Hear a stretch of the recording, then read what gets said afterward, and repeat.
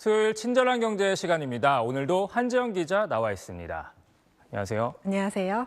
내 월급이 전체 직장인 중에 어느 정도 수준일까? 이게 궁금하신 분들이 많을 것 같은데 전체 직장인의 월 평균 소득이 나왔다고요? 네, 이 월 평균 소득 363만 원으로 집계됐습니다. 얼마나 올랐나 보면요. 지난 2023년 12월 기준으로 전년 대비 2.7%, 그러니까 10만 원 올랐습니다.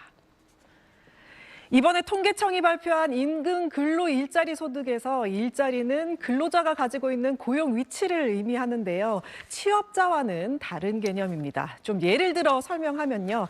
만약 주중에 회사를 다니고 주말에 학원 강사를 한다고 할 경우에 취업자는 한 명이지만 일자리는 두 개로 집계가 되는 겁니다.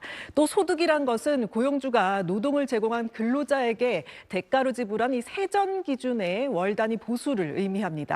평균 소득 증가율 얘기로 돌아가서요.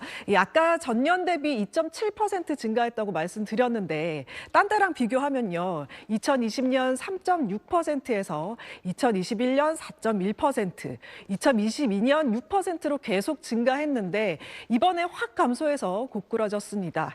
1년에 2.7% 는 거는요. 이 관련 통계를 집계한 2016년 이후 가장 낮은 증가율입니다. 또 중간 위치에 있는 근로자의 소득을 의미하는 중위소득, 그러니까 이 소득을 크기선으로 줄을 세웠을 때 정중앙에 위치한 값을 의미하는데 이건 278만 원으로 4.1%, 11만 원 늘었습니다. 월 소득별로 이 근로자의 비중이 얼마나 되는지 나눠봤는데요. 이 전체 근로자의 절반 이상은 월 소득이 150만 원에서 450만 원 구간에 속해 있었고요. 월 소득 1,000만 원 이상인 근로자와 800만 원에서 1,000만 원 근로자, 이분들은 연봉이 1억 원에 육박하는 사람들로 분류가 되겠죠. 각각 전체의 3.9%, 3.4%를 차지했습니다. 네, 말씀하신 것처럼 2023년 보면 그 평균 소득 증가율이 역대 가장 낮았는데 이유가 뭔가요? 네, 수출 감소 영향으로 대기업 소득이 찔끔밖에 안 늘어서 그런데요. 0%대로 2만 원밖에 증가하지 않았습니다.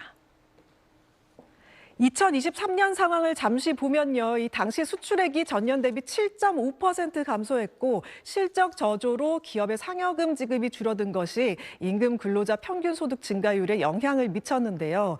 2023년 글로벌 경기 둔화로 GDP 증가율이 1.4%에 그친 해입니다. 당시 대기업 근로자의 평균 소득이 593만 원으로 집계됐는데요. 수출 실적 저조로 역대 최소폭인 0.4%, 단 2만 원 증가하는 데 그쳤습니다. 대기업이 0.4%밖에 증가하지 못하게 되면서 전체 증가율 2.7%, 역대 최저 수준으로 끌어내리는데 일조를 한 거죠. 반면 중소기업 근로자의 평균 소득은 298만 원으로 4.3%, 12만 원 상승했습니다. 중소기업 근로자의 평균 소득 증가폭이 2022년 7.2%보다 감소했지만 대기업 근로자의 평균 소득 증가폭이 2022년 4.9%에서 2023년 0.4%로 더 크게 줄면서 둘 사이 격차는 줄었습니다. 2022년 2.07배, 305만 원에서 1년 사이 1.99배, 295만 원으로 좁혀졌습니다.